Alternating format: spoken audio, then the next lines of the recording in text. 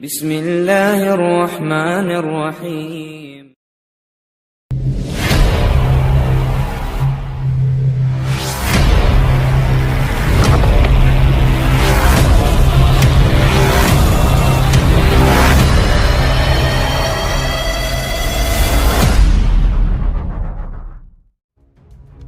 अस्सलामुअलैकुम दोस्तों, मेरा नाम आसिफ खान और आप देख रहे हैं इंडियन मुस्लिम। औरंगजेब आलमगीर रहमतुल्लाह अलैह वो बादशाह थे जिन्होंने 50 सालों तक हिंदुस्तान पर राज किया। अपनी काबिलियत के दम पर औरंगजेब ने हिंदुस्तान को उन ऊंचाइयों तक पहुंचाया जहां तक कोई और बादशाह नहीं पहुंचा पाया था। मगर फिर भी आज का बहुसंख्यक समाज औरंगजेब आलमगीर को अपना सबसे बड़ा दुश्मन मानता है और इसी दुश्मनी को, इसी जलन को बरकरार रखने के लिए बहुसंख्यक समाज ने इतिहास को तोड़ा मरोड़ा, जलाया, यहाँ तक कि अपने सेटिस्फेक्शन के लिए हिस्ट्री को पूरा चेंज कर डाला। इसी कड़ी में सिख गुरुओं और मुगल बादशाहों के इतिहास को बदल दिया गया है। असल इतिहास को मानो जानबूझकर जमीन में दफन कर दिया गया है। दोस्तों, आज की इस वीडियो में हम यही जानेंगे कि मुगलों ने सिख गुरुओं को क्यों मारा, क्यों औरंगजेब ने गुरु तेग बहादुर को कत्ल करवाया था, क्या सच में औरंगजेब ने गुरु गोविंद सिंह के बेटों को दीवार में चुनवा दिया था। सच जानने के लिए वीडियो को आखिर तक देखना होगा। वीडियो धीमा लगे तो भले ही स्पीड को इंटू 1.5 पर कर लीजिए।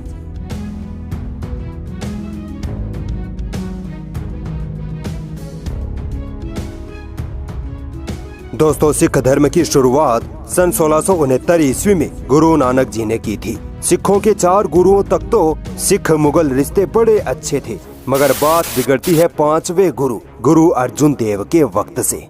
1605 में जब बादशाह अकबर की मौत हो जाती है, तब उसके बाद उसका बेटा जहांगीर मुगल सल्तनत का बादशाह बनकर गद्दी पर बैठता है। मगर 1 साल बाद ही यानी 1606 ईस्वी में जहांगीर का बेटा खुसरो अपने ही बाप के खिलाफ बगावत छेड़ देता है और पंजाब जाकर गुरु अर्जुन देव से मदद मांगता है। गुरु अर्जुन देव भी खुसरो की मदद के लिए तैयार हो जाते हैं और कहते हैं कि तुम ही अगले बादशाह बनोगे। जहांगीर किसी तरह खुसरो को पकड़ लेता है और बगावत के जुर्म में खुसरो की आंखें फुड़वाकर जेल में कैद करवा देता है। जब बादशाह जहांगीर को ये पता चलता है कि सिखों के गुरु अर्जुन देव ने भी खुसरो की बगावत का समर्थन किया था, तब जहांगीर गुरु अर्जुन देव को गिरफ्तार करवाकर दरबार में बुलवाता है और खुसरो की बगावत में मदद करने के जुर्म में, जो बगावत करने के बराबर ही जुर्म था, सिर्फ कुछ पैसों का जुर्माना लगाकर उनको छोड़ने का ऐलान करता है। अब जो लोग ये कहते हैं कि मुगलों ने सिख गुरुओं पर अत्याचार किए थे, तो वो जरा ये तो सोचे कि एक तरफ जहांगीर ने अपने सगे बेटे को बगावत के जुर्म में आंखें फुड़वाकर जेल में डलवा दिया था, मगर दूसरी तरफ उसी जुर्म में गिरफ्तार सिख गुरु अर्जुन देव को सिर्फ कुछ पैसों के जुर्माने के एवज में छोड़ने का ऐलान किया। बताओ, ये अत्याचार था या एहसान? गुरु अर्जुन देव फिर भी नहीं मानते हैं और जुर्माना देने से इनकार कर देते हैं और बादशाह के खिलाफ बगावत कर देते हैं। गुरु अर्जुन देव को गिरफ्तार करके जेल में कैद कर दिया जाता है। जेल से भागने की फिराक में गुरु अर्जुन देव रावी नदी में गिर जाते हैं और डूबने की वजह से उनकी मौत हो जाती है और इल्जाम लगाया जाता है कि जहांगीर ने गुरु अर्जुन देव को तड़पा कर मारा था। दोस्तों, इतिहासकार राजकिशोर राजे अपनी किताब ये कैसा इतिहास, इसमें इस किस्से की अलग कहानी बताते हैं। वो कहते हैं कि सिख धर्म की किताबों से पता चलता है कि जहांगीर ने लाहौर में चंदू शाह नाम का एक दीवान नियुक्त कर रखा था। चंदू शाह अपनी बेटी की शादी गुरु अर्जुन देव के बेटे हरगोविंद से करवाना चाहता था, मगर गुरु अर्जुन देव इसके लिए कभी भी राजी नहीं हुए। चंदू शाह गुरु अर्जुन देव को रास्ते से हटाना चाहता था और उसे मौका मिला खुसरो की बगावत के वक्त। चूँकि गुरु अर्जुन देव ने खुसरो की बगावत में मदद करने के लिए हामी भरी थी, इसीलिए चंदू शाह ने बादशाह जहांगीर को गुरु अर्जुन देव के खिलाफ भड़काना शुरू कर दिया। जब गुरु अर्जुन देव को जेल में रखा गया था, तब चंदू शाह ने गुरु अर्जुन देव पर उनके बेटे हरगोविंद से अपनी बेटी से शादी करने का दबाव बनाया। जब गुरु अर्जुन देव नहीं माने, तब चंदू शाह ने उनको तरह तरह की सजाएं दी, यातनाएं दी। इन सजाओं को जब गुरु अर्जुन देव बर्दाश्त नहीं कर पाए, तब उन्होंने जेल से भागकर रावी नदी में कूदकर आत्महत्या कर ली। मगर इतिहास में सारे इल्जाम जहांगीर के नाम जड़ दिए गए। दोस्तों अब बात करते हैं कि औरंगजेब ने गुरु तेग बहादुर को क्यों मारा था।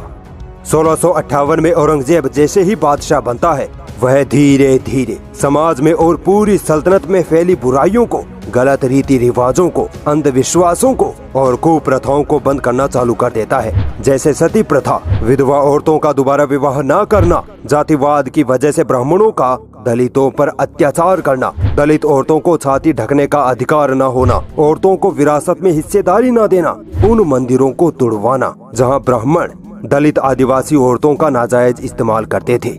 इसी वजह से ब्राह्मण औरंगजेब से नफरत करने लगे और ब्राह्मणों ने पूरी सल्तनत में ये बात फैला दी कि औरंगजेब हिंदुओं को खत्म कर रहा है, औरंगजेब हिंदू धर्म को खत्म करना चाहता है। जब ब्राह्मणों की बगावत का कुछ असर नहीं हुआ तो ब्राह्मणों ने सिख गुरु तेग बहादुर से मदद मांगी। धर्म के नाम पर औरंगजेब के खिलाफ उनके कान भरने शुरू कर दिए। गुरु तेग बहादुर भी ब्राह्मणों की बातों में फंस गए और सीधे औरंगजेब के दरबार में जा पहुँचे। गुरु तेग बहादुर ने औरंगजेब के सामने ही उनको बुरा भला कहना शुरू कर दिया, उनके बनाए कानूनों को मानने से साफ इनकार कर दिया और खुली बगावत पर उतर गए। दोस्तों यहाँ आपको एक नाम याद रखना होगा, राम राय। ये सिखों के 7वें गुरु हरराय के बेटे थे। राम राय बहुत लंबे वक्त से औरंगजेब के दरबार में काम करते आ रहे थे। जब इनके पिता यानी सिखों के 7वें गुरु हरराय की 1661 में मृत्यु हो जाती है, तब राम राय सिखों के अगले गुरु बनना चाहते थे, मगर इनकी जगह गुरु हरकृष्ण को सिखों का 8वां गुरु बना दिया जाता है। राम राय गुस्सा हो जाता है, मगर 3 साल बाद ही 1664 में गुरु हरकृष्ण की भी मौत हो जाती है। राम राय फिर गुरु बनने की कोशिश करता है, मगर गुरु तेग बहादुर सिखों के 9वें गुरु बन जाते हैं। चूँकि दोस्तों गुरु तेग बहादुर औरंगजेब के खिलाफ थे और राम राय के औरंगजेब के साथ अच्छे ताल्लुकात थे, इसी वजह से राम राय ने औरंगजेब को गुरु तेग बहादुर के खिलाफ पूरी ताकत के साथ भड़काना शुरू कर दिया। अब वापस आते हैं औरंगजेब के दरबार में, जहां गुरु तेग बहादुर औरंगजेब को भला बुरा कहकर उनके कानूनों को मानने से इनकार कर रहे थे। औरंगजेब गुरु तेग बहादुर की इस गुस्ताखी के कारण उनको नॉर्मली तौर पर गिरफ्तार करवा देते हैं, ये सोचकर कि ये एक धार्मिक गुरु है, इनकी इज्जत करनी चाहिए। मगर गुरु तेग बहादुर जल्द ही वहाँ से फरार हो जाते हैं और पंजाब पहुंचकर सिखों और हिंदुओं को बगावत के लिए एकजुट करने लगते हैं। जब औरंगजेब को ये खबर लगती है तो वो गुरु तेग बहादुर को वापस दरबार में बुलाते हैं। गुरु तेग बहादुर बादशाह औरंगजेब के आदेश के खिलाफ वर्जी करते हैं और आने से इनकार कर देते हैं। औरंगजेब को गुस्सा आ जाता है और वो गुरु तेग बहादुर को गिरफ्तार करवाकर दरबार में पेश करवाते हैं। राम राय जो सिखों का गुरु बनना चाहता था, उसने औरंगजेब से पहले ही ये कह रखा था कि गुरु तेग बहादुर इस्लाम के खिलाफ बोलते हैं और चमत्कार दिखाने का भी दावा करते हैं। औरंगजेब गुरु तेग बहादुर से चमत्कार दिखाने को कहते हैं कि अगर तुम सच्चे गुरु हो तो कोई चमत्कार करके दिखाओ। गुरु तेग बहादुर एक कागज लेते हैं, उस पर कुछ लिखते हैं और धागे की मदद से उस कागज को अपनी गर्दन पर बांध लेते हैं। फिर कहते हैं कि मेरी गर्दन पर तलवार चलाओ, मुझे कुछ नहीं होगा, मेरी गर्दन नहीं कटेगी। मगर जब मुगल सिपाही उनकी गर्दन पर तलवार चलाता है, तब गुरु तेग बहादुर की गर्दन कटकर नीचे गिर जाती है।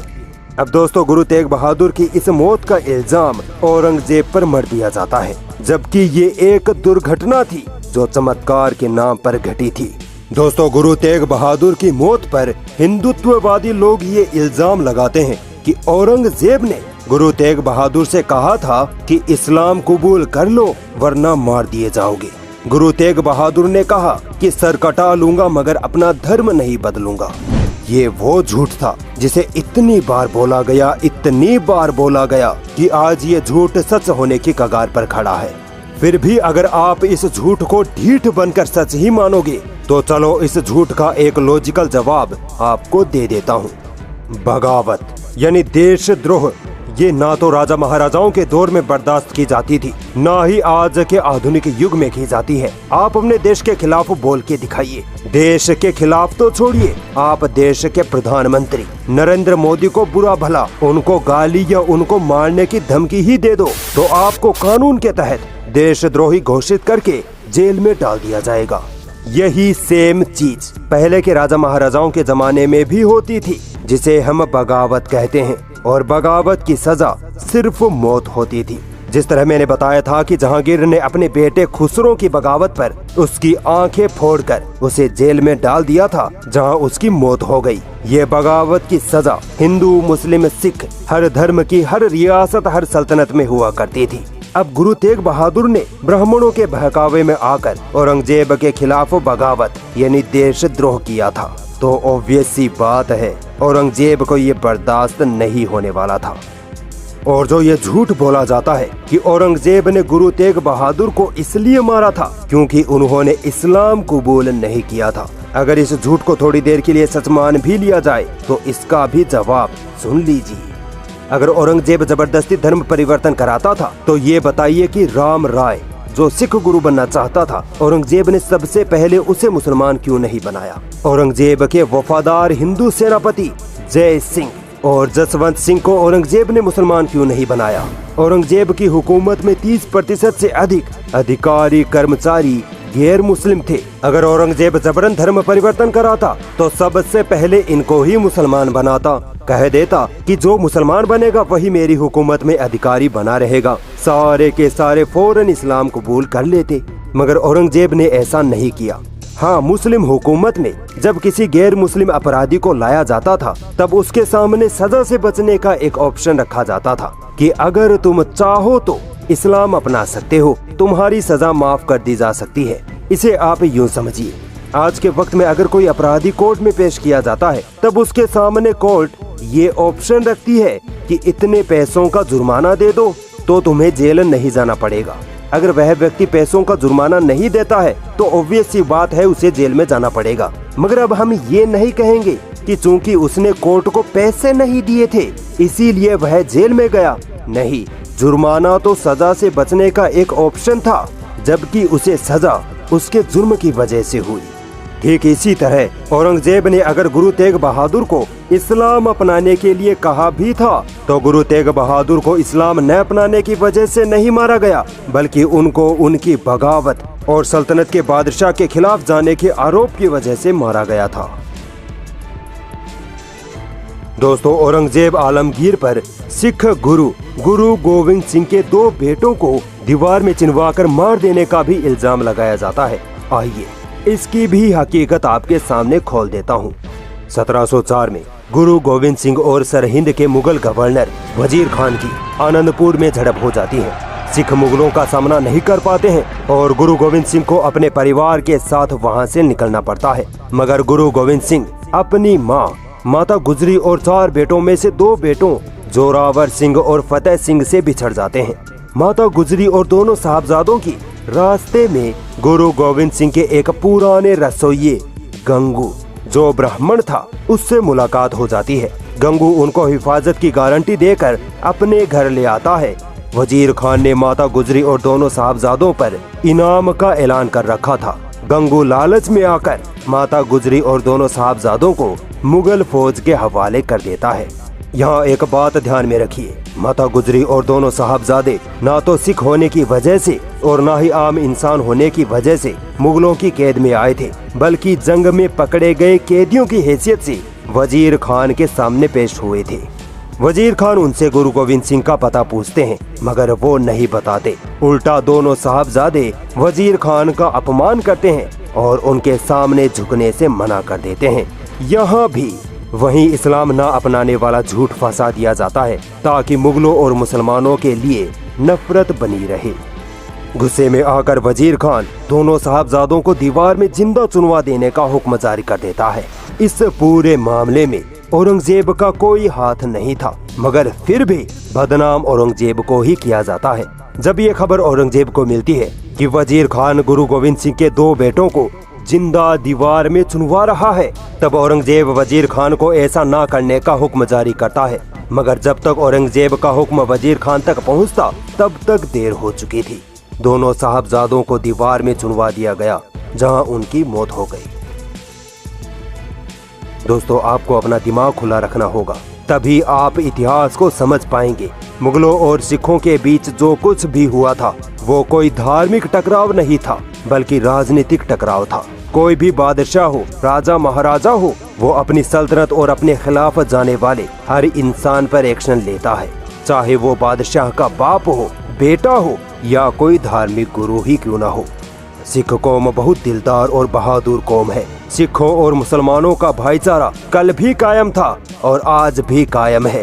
हिंदुत्ववादी लोग झूठे इतिहास को इस्तेमाल कर सिखों और मुसलमानों के भाईचारे को खत्म करने की पूरी कोशिश में लगे हैं, मगर हम इनके ये गंदे गलीज इरादे कभी कामयाब नहीं होने देंगे।